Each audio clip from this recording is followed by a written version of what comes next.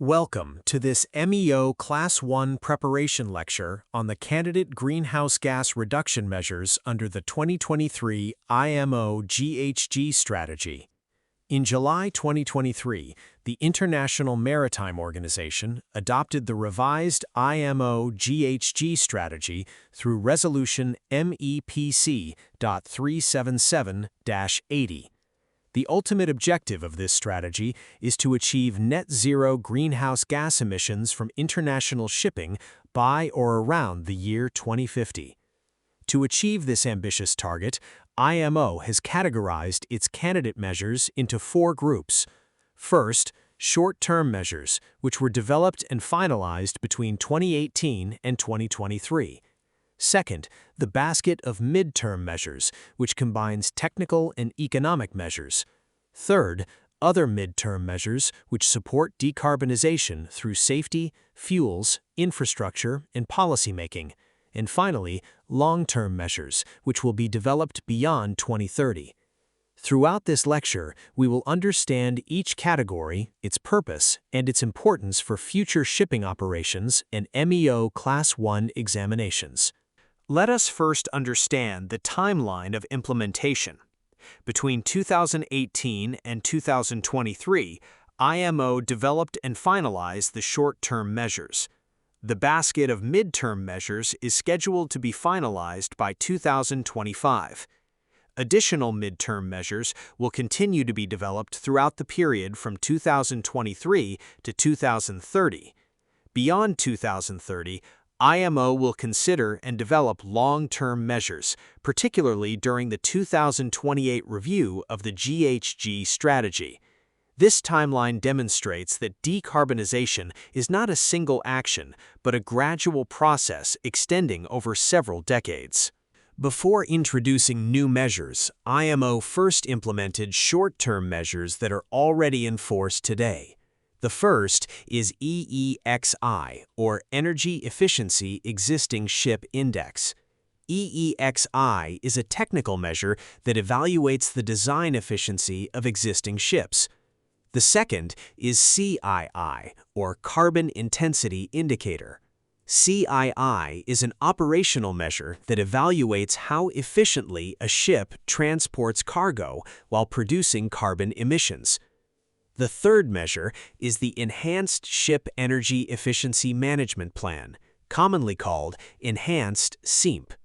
SEEMP provides a structured framework for monitoring and improving operational efficiency on board. These mandatory measures are currently under review, and the review process is required to be completed by 1 January 2026. The outcome of this review will help determine the effectiveness of the current regulations and identify any need for further strengthening. This slide introduces one of the most important concepts in the 2023 IMO GHG strategy, the basket of midterm measures. The word basket means a package containing multiple measures working together toward a common objective. IMO decided that a single measure would not be sufficient to achieve the desired emission reductions. Therefore, the basket consists of two essential elements. The first is a technical element called the Goal-Based Marine Fuel Standard, or GFS. The second is an economic element known as the Maritime GHG Emissions Pricing Mechanism. Together, these two measures are expected to accelerate the shipping industry's transition toward low-carbon and zero-carbon fuels. Let us now examine the technical element of the basket. This measure is known as the Goal-Based Marine Fuel Standard, or GFS. Its primary purpose is to progressively reduce the greenhouse gas intensity of marine fuels. Instead of regulating only the emissions produced on board the vessel, the GFS considers the complete life cycle emissions of a fuel. This approach is known as the well-to-wake approach. The term well-to-wake means emissions generated during fuel production, transportation, distribution, and final consumption on board the ship. By focusing on life cycle emissions, the GFS encourages the use of cleaner fuels, such as green methanol, green ammonia, hydrogen, and other zero or near-zero emission fuels. The overall goal is to gradually reduce the carbon footprint of marine fuels used worldwide. Now let us discuss the economic element of the basket. This measure introduces a price on greenhouse gas emissions. The principle is simple. If emissions have a financial cost, ship owners and operators will have a stronger incentive to reduce them. The pricing mechanism is expected to encourage investments in cleaner fuels, energy-efficient technologies, and innovative decarbonization solutions. IMO expects three major benefits from this measure. First, it supports the global energy transition toward cleaner fuels. Second, it creates a level playing field by ensuring that all ships operate under similar emission-related costs. Third, it promotes a just and equitable transition so that developing countries are not unfairly disadvantaged during the decarbonization process. The basket of midterm measures is considered the core implementation tool of the 2023 IMO GHG Strategy. Its importance lies in several areas. It is expected to deliver the emission reduction targets established by IMO. It promotes the global transition toward cleaner sources of energy. It provides incentives for ship owners and operators to invest in low-carbon solutions. It supports the widespread adoption of zero and near-zero emission fuels. It ensures fair competition among ships globally. And finally, it supports a just and equitable transition for all member states. Before adoption, these measures must undergo a comprehensive impact assessment. The impact assessment evaluates potential economic, social, environmental, and trade impacts on different countries to ensure fairness and practicality. An important aspect of the new basket measures is their interaction with existing regulations. The new measures are not intended to replace EEXI, CII, or SEEMP. Instead, they are designed to complement and strengthen them. IMO will evaluate how the basket interacts with Carbon Intensity Indicator, or CII, existing technical efficiency measures such as EEXI and EED, and industry operational best practices.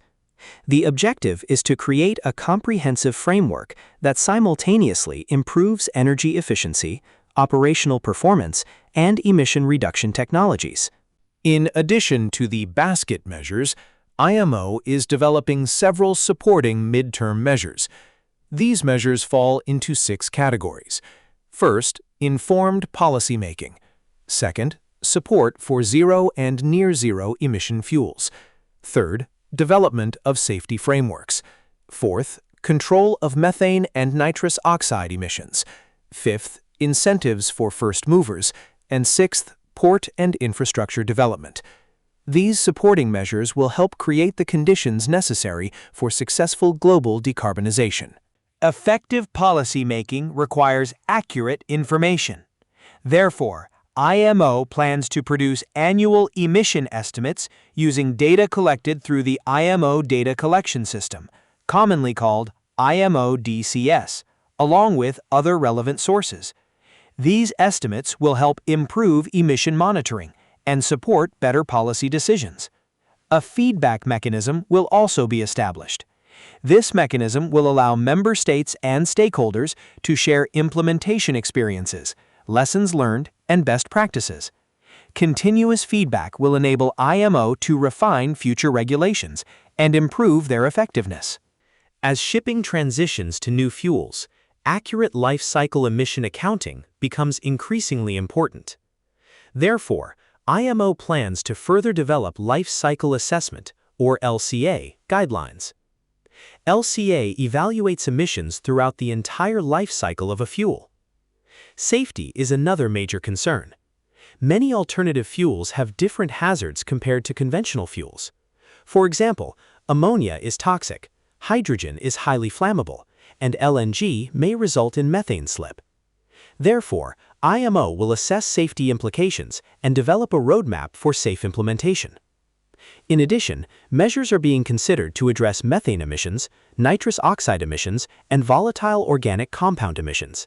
Early adopters often face higher costs and greater risks. Therefore, IMO is considering incentives for first movers who invest in new technologies and alternative fuels ahead of others. Port and infrastructure development is equally important. Ships cannot use alternative fuels unless ports provide the necessary facilities.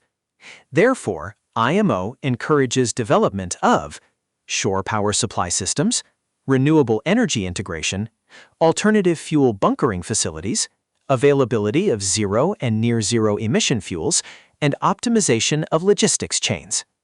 These developments will support the practical implementation of decarbonization measures worldwide. Long-term measures are those that will be developed and finalized after 2030. These measures are expected to emerge during the 2028 review of the IMO GHG Strategy. Their primary purpose will be to support achievement of the 2040 emission reduction checkpoints and ultimately achieve net zero greenhouse gas emissions by around 2050. At present, no specific long-term measures have been identified. However, IMO has intentionally left room for future technological developments and evolving industry needs. Let us now summarize the complete timeline. From 2018 to 2023, short-term measures were developed and implemented. Between 2023 and 2025, the basket of midterm measures is being developed and finalized. From 2023 to 2030, additional supporting midterm measures will continue to evolve. Beyond 2030, long-term measures will be developed.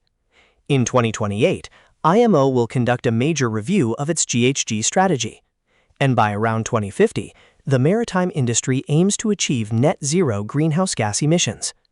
This timeline represents the roadmap for the future decarbonization of international shipping. This is one of the most important MEO Class 1 oral examination questions. Question: what are the basket midterm measures under the 2023 IMO GHG strategy? The answer consists of two elements. First, the technical element, known as the Goal-Based Marine Fuel Standard, or GFS. This regulates the phased reduction of marine fuel greenhouse gas intensity using the well-to-wake approach. Second, the economic element, known as the Maritime GHG emissions pricing mechanism. This places a price on greenhouse gas emissions and creates financial incentives for decarbonization. Remember these two elements clearly because they are frequently asked in MEO Class 1 oral examinations. Also remember the target timeline: finalization by 2025, followed by impact assessment, adoption, and eventual entry into force. If this lecture helped you understand the 2023 IMO GHG Strategy and the Candidate GHG Reduction Measures, please support the channel by subscribing. Your subscription motivates me to create more detailed MEO Class 1 preparation lectures covering the latest IMO regulations, maritime law, decarbonization requirements, EEXI, CII, CMEP, EU MRV, IMO DCS, and oral examination questions. Also, comment below and let me know what topic you would like me to explain next. Thank you for watching, and I wish you success in your MEO Class 1 examination and your maritime career.